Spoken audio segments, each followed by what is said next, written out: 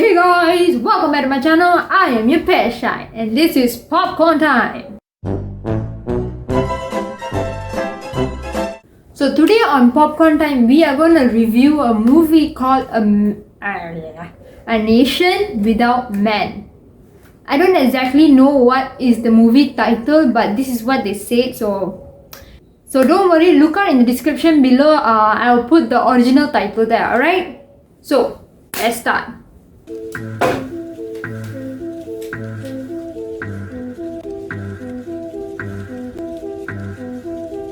Hi everybody, today I will introduce to you an Indian movie, A Nation Without Women.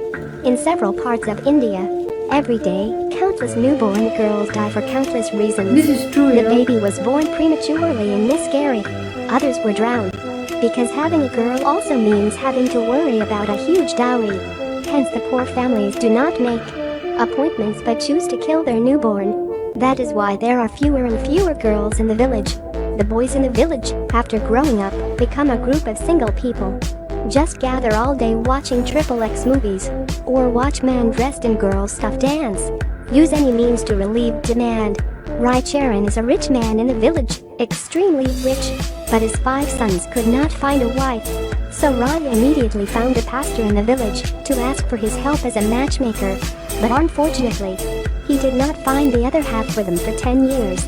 Girls over 12 years old, under 80 years old are basically no one. So, Rai's sons are not satisfied with the pastor. One day the pastor washed his face by the lake, instantly heard a girl singing. He immediately followed the singing, indeed discovered in the deep forest to see a beautiful young girl. The girl also discovered the pastor, immediately fled home. The pastor who ran after also chased her home. Meet the girl's father, the girl named Kalki, always hidden by his father in the woods. Hopefully one day, he can find a good home for his daughter. The pastor immediately finished listening happily. Say that he is the man who goes matchmaking, wants to help Kalki find a husband like that. Moreover, he can ask for anything if he want. So the father immediately said 10,000 dowry. The pastor did not hesitate to agree.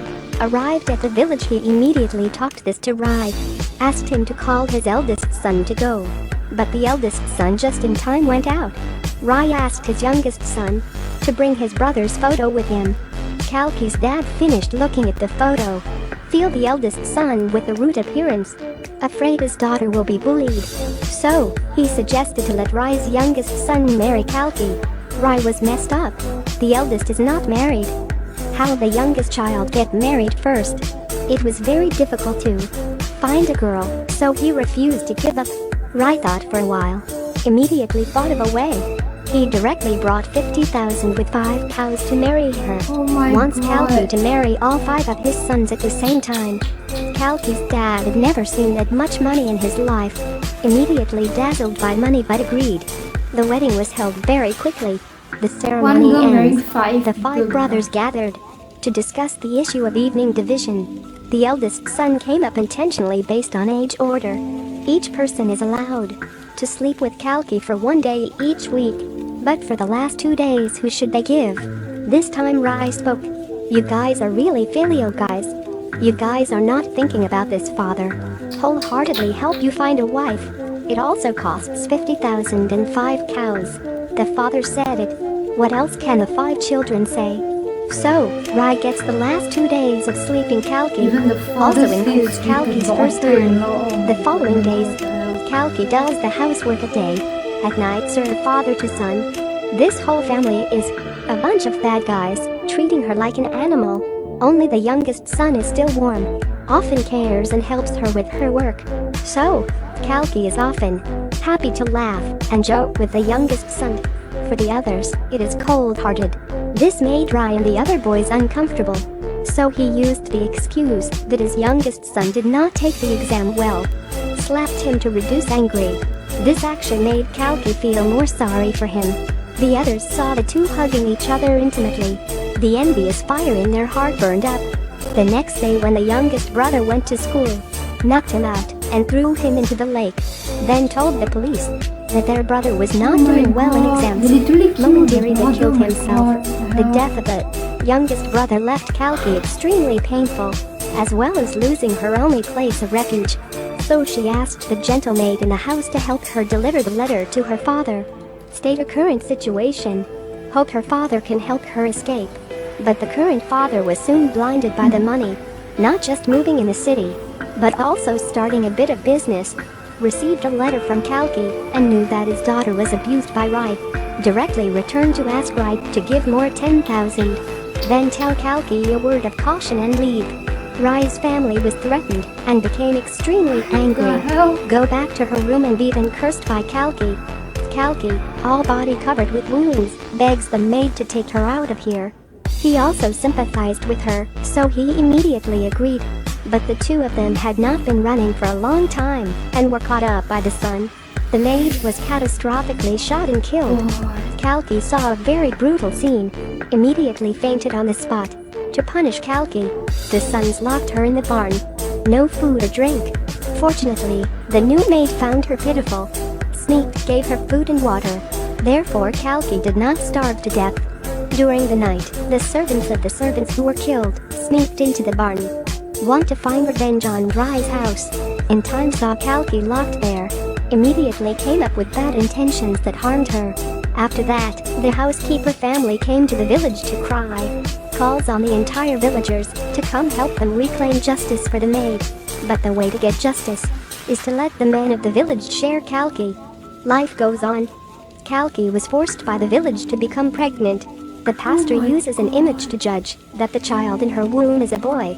Rai was delighted. The whole family negotiated for a while and decided the child should belong to Rai. The whole village is also very happy. Assume that the child belongs to the people of the village. They gathered in front of Rai's house to ask him to hand over people. Wants to take Kalki and the baby away. Rai immediately disapproved. Used guns to kill villagers. Rai's son then brought his friends to kill the villagers. The villagers also found more people to join the battle. In the end, Rai's sons were all killed by the villagers. Rai indignantly blamed all the guilt on Kalki's head. Want to tie her up and burn to death. At that moment the new maid gave help. Use a knife to cut the fruit to kill Rai.